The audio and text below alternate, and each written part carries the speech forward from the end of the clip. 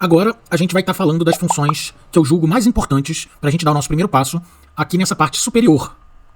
Então, seguindo a lógica, como eu já falei, de cima para baixo, esquerda para direita, a partir do momento que a gente está nessa janela superior aqui, a gente tem o zoom.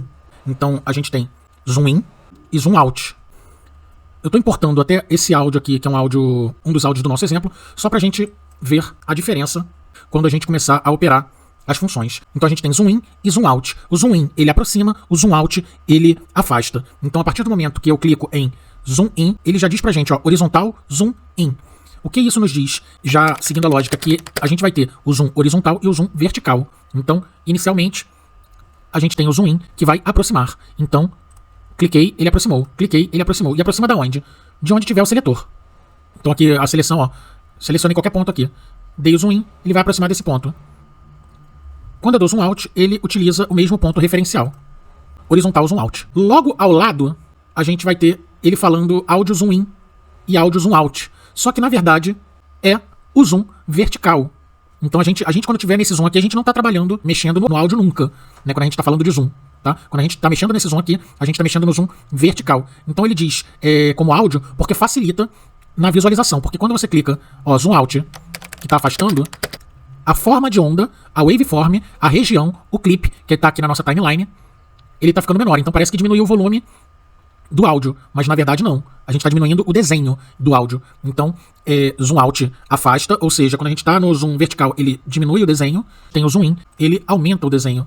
A gente precisa tomar cuidado com isso, porque às vezes pode ocorrer de estar com a forma de onda, né, a nossa waveform, a nossa região, que é o áudio que a gente tem aqui na nossa timeline, ele estar dessa forma aqui, e aí parece que o áudio está saturado ou distorcido, e na verdade não está, é apenas o zoom. Então, é muito importante a gente se atentar a isso. E aí, como eu estou falando de zoom, eu mostrei o zoom in e o zoom out aqui, mas eu também vou mostrar outra forma da gente fazer o zoom in e o zoom out horizontal, que é o que a gente mais utiliza. Então, a outra forma da gente trabalhar zoom in e zoom out, tanto horizontal quanto vertical, aqui no canto inferior direito, a gente tem na horizontal o mais e o menos, e na vertical o mais e o menos. Então, é uma outra forma da gente também estar trabalhando com o zoom aqui.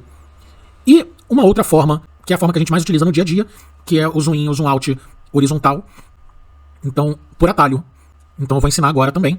A primeira coisa que a gente precisa se atentar no Pro Tools é que se o atalho não tiver habilitado, não adianta a gente fazer atalhos dentro da nossa janela de edição. Então aqui, ó, a gente tem esse AZ aqui, que é para habilitar os atalhos, então a gente vai habilitar. E aí, o que a gente vai utilizar para zoom in e zoom out horizontal? A letra R e a letra T. Se eu clico na letra T, a gente vai dando zoom. Se eu clico na letra R, a gente vai tirando o zoom. Então é muito mais fácil da gente trabalhar, mas é como eu falei anteriormente, eu vou estar sempre explicando o caminho sem atalhos, primeiramente, para que a gente possa saber se virar, caso necessário, sem os atalhos, seja no Pro Tools, seja em outras plataformas. Então, agora a gente vai para o ponto que eu chamo de trindade do Pro Tools, que é a Smart Tool, ou ferramenta inteligente. Primeiramente, eu vou falar de cada tópico, porque tem pessoas que preferem utilizar de forma separada e tem pessoas que preferem deixar a trindade, né, a Smart Tool, habilitada. Eu, particularmente, trabalho sempre com a Smart Tool habilitada, que é a ferramenta inteligente, mas tem pessoas que não gostam. Então eu vou explicar o passo a passo aqui dentro dessa Trinity, e aí vai ser de cada um utilizar a ferramenta inteligente ou não. Então, o primeiro que a gente vai é o Trim Tool, ou seja, ferramenta de aparo. Ela é bastante conhecida também como trimmer, né, que basicamente, na tradução literal, aparador. Ela tem esse quadradinho se tiver numa ponta, né, o quadradinho indicando da direita para a esquerda, se tiver na extremidade direita, e o quadradinho indicando da esquerda para a direita, se tiver na extremidade esquerda. Tá? E aí, o que eu posso fazer com isso? Aparar. Ou trazer de volta. Isso, a princípio, pode não fazer sentido para algumas pessoas, mas com a passagem do tempo e com o aprofundamento, a gente vai perceber que essas três ferramentas, do conjunto de ferramenta inteligente, elas são muito utilizadas no nosso dia a dia. A segunda ferramenta que a gente tem é o seletor, que ele basicamente serve para selecionar. Então, o que ele faz? Ele seleciona. É isso. Tanto em pontos específicos como em trechos. Essa é a função dele. E logo à direita do seletor, a gente vai ter o Grabber Tool, que é a nossa conhecida mãozinha. Para que essa mãozinha serve? Para você estar arrastando, dentre outras coisas, a gente vai aprofundar tanto no Trim Tool, que é o nosso trimmer, quanto na mãozinha, que é o Grabber Tool. A gente vai estar aprofundando mais pra frente, porque existem opções dentro deles. Então, a princípio, eu tô falando com vocês do modo Standard, que é o modo padrão, mas depois a gente vai esmiuçar os outros modos. E a mãozinha, que é o Grabber Tool, a mesma coisa. A gente tem outros modos de utilizar também. E aí, como é que a gente seleciona a Trinity, que você falou, né, a trindade do Pro Tools, que é a ferramenta inteligente? Se a gente olhar, eles possuem cada um seu quadrado, mas em volta desses 3 quadrados tem um contorno. Se a gente clicar nesse contorno, ele ativa os 3 juntos. Então, o que muda com a ferramenta inteligente ativada? É que a gente vai ter as 3 funções juntas. Então, quando a gente tem aqui na região, no nosso áudio, no nosso clipe, a gente vai ter, dependendo de onde a gente localize, se a gente vier mais para cima, verticalmente, a gente vai ter a ferramenta seletora. Se a gente for arrastando para baixo verticalmente, ele vai virar a nossa mãozinha, o Grabber Tool. E se a gente for para as extremidades horizontais, ele vira o Trim Tool, que é o nosso trimmer. Então, repassando nas extremidades horizontais, a gente vai ter o trimmer. Se a gente for do meio para cima, a gente tem o seletor. E do meio para baixo, verticalmente falando, a gente vai ter a nossa mãozinha. Isso pode parecer meio confuso ao começar a usar, mas com o tempo, após você se acostumar, o fluxo ele fica muito mais rápido da gente lidar no dia a dia. Eu, particularmente, trabalho 100% do tempo com a ferramenta inteligente habilitada dentro do Pro Tools.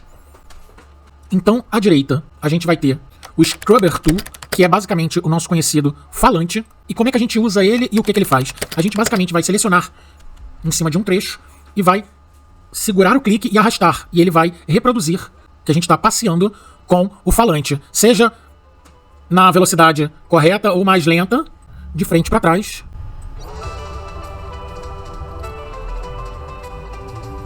ou de trás para frente.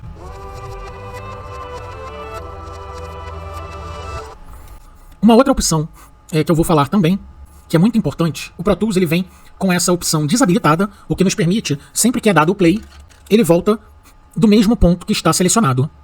Então não importa se eu der play aqui 100 vezes, ele vai sempre tocar de onde eu selecionar. Se eu selecionar mais atrás, eu vou dar o play. Ele vai sempre voltar do mesmo ponto.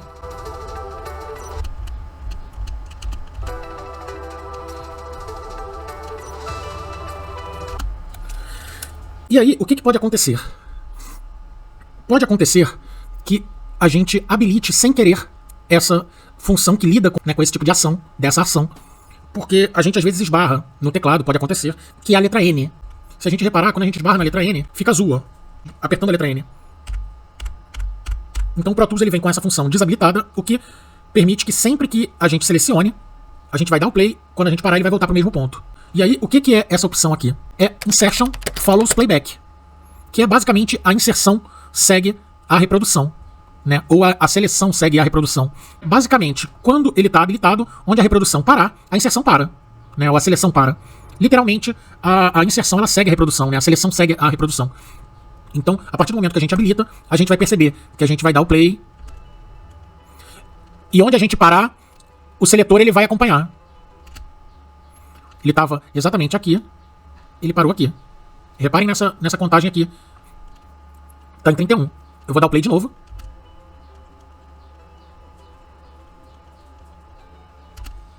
Agora ele está em 40. Sendo que, se eu desabilitar essa função, a gente tem 40:17 aqui.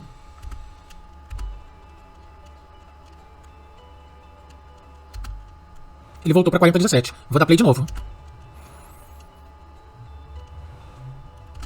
A gente tem novamente 40:17. Então não importa quantas vezes eu faça isso, ele vai voltar sempre para o mesmo ponto. Se eu quiser que o seletor siga a reprodução, e ele, aonde a reprodução parar, ele fique, eu habilito essa função.